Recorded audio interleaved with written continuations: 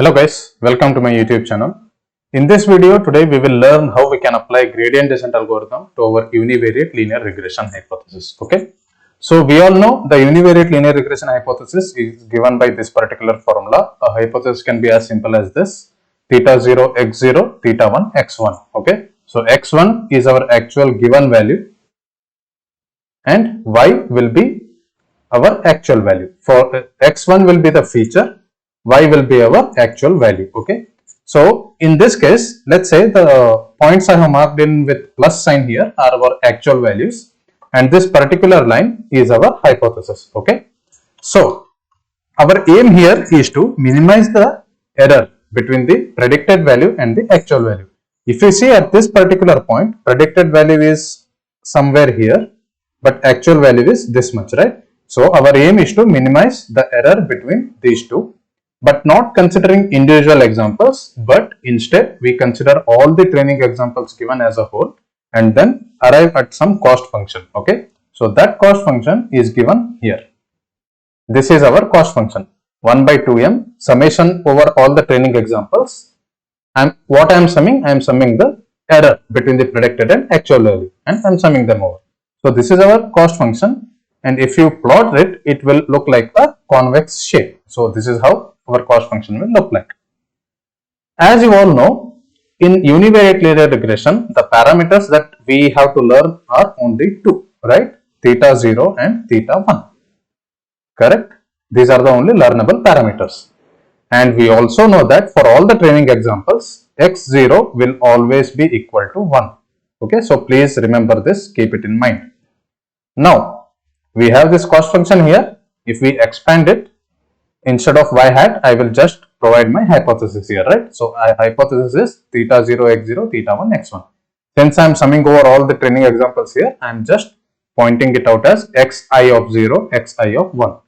It will say that ith example, 0th feature, ith example, first feature. Okay, so please keep that in mind. Note, please understand this carefully. Okay, now what is our aim? Our goal is to minimize this overall cost function by doing something. What we do, we apply gradient descent algorithm so that we can either move this particular theta towards left direction or towards the right direction, right?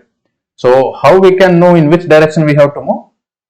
At any given point of theta, let's say this particular point, okay, we draw a tangent to this particular point, okay, and then calculate the slope of this particular line, particular curve at this particular point. Okay, so that's how we determine whether we have to move towards right or towards left direction. Okay, so if you guys have not seen my gradient descent algorithm video, please go and watch that. It will help you to understand this particular video. Now we know that we have to minimize overall error, right? Error between the predicted and actual value, and I have written the goal here. Right, this is our goal. We have to minimize this particular cost. We also call it as cost function, correct? Now, the optimization algorithm that we are applying is gradient descent. And in order to update the theta values to minimize the cost, we have some formula given as theta j is equal to theta j minus alpha into d by d theta j of j theta. So please do not get confused between small j and capital J.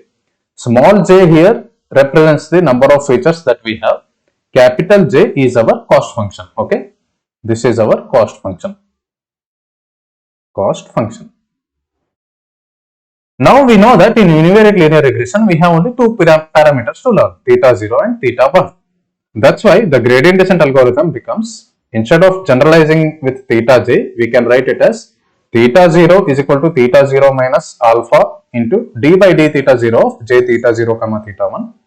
Similarly, theta 1 will be equal to theta 1 minus alpha into d by d theta 1 of j theta 0 theta 1. So this d by d theta 1, it's a funny symbol here. I have given it as some bent over d. So this is called as partial derivative. Okay, partial derivative. Why this is called as partial derivative? Because in our cost function we have both theta 0 and theta 1, but we are considering one theta at a time.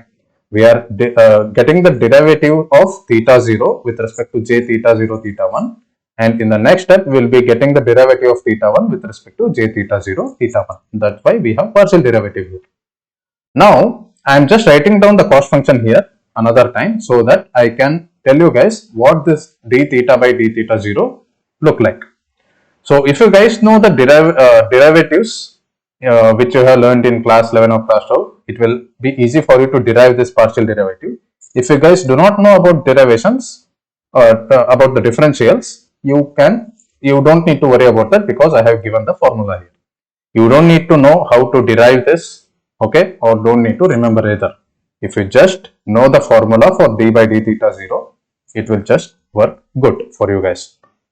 So d by d theta 0 of the cost function will be given by this power value 2 will be moved to this side if we are doing the derivative. So it will become 1 by 2m into this 2 will come here 2. Summation will remain as it is. We are summing over all the training examples 1 to m, and then we are doing this derivative. So since we are doing partial derivative with theta 0, we need to multiply the associated term in the end. That's why I am multiplying it with x0 of I. Since we know that x0 will be 1 for all the training examples all the time, this multiplying anything by 1 will give us this particular value only. So this term, it doesn't matter if it is there or not. Okay. So this is how the final d by d theta 0 looks like. Similarly, we can come to a conclusion, or if you derive with respect to theta 1, d by d theta 1 of j theta will look like this 1 by m summation over 1 to m. This term will remain same. Instead of multiplying with x0, we need to multiply with x1. Why? Because we are getting the partial derivative with respect to theta 1, right? So this is about gradient descent derivatives. Now we know that in our gradient descent algorithm, all we have to do is, first step is random initialization, right, of theta 0 and theta 1. Next, we calculate our hypothesis. Next, we compute the cost,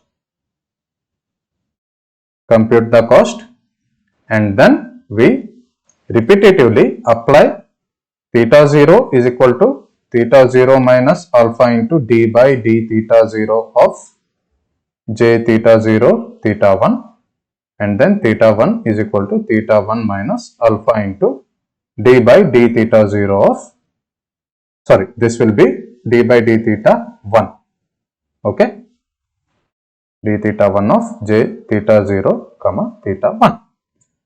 Here there is a catch. You need to update both the thetas simultaneously. So update theta 0 and theta 1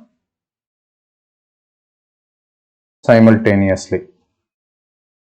So while coding your way through this gradient descent algorithm, all you have to do is you have to just create two temporary variables and then calculate this d by d theta 0 j theta 0 comma theta 1, and then temp 1 is equal to theta 1 minus alpha into d by d theta 1 j of theta 0 comma theta 1. Once you have this temp 0 and temp 1 values calculated, then what you can do, you can directly assign theta 0 equal to temp 0, theta 1 equal to temp 1. So this is how you update simultaneously. Okay. This is how you update simultaneously. So that's all for this video. Please remember, this is the most important step. You have to update the theta simultaneously. You cannot have the theta 0 applied and then calculate the partial derivative of theta 1. Okay, because this change will affect at this particular point as well. So you need to create two temporary variables and then assign the values simultaneously.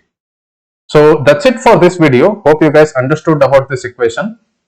It's preferred for you guys to first go and watch my previous video on gradient descent algorithm, so that it will be easy for you to understand how this theta moves either towards left or towards right in order to reach towards this global minimum.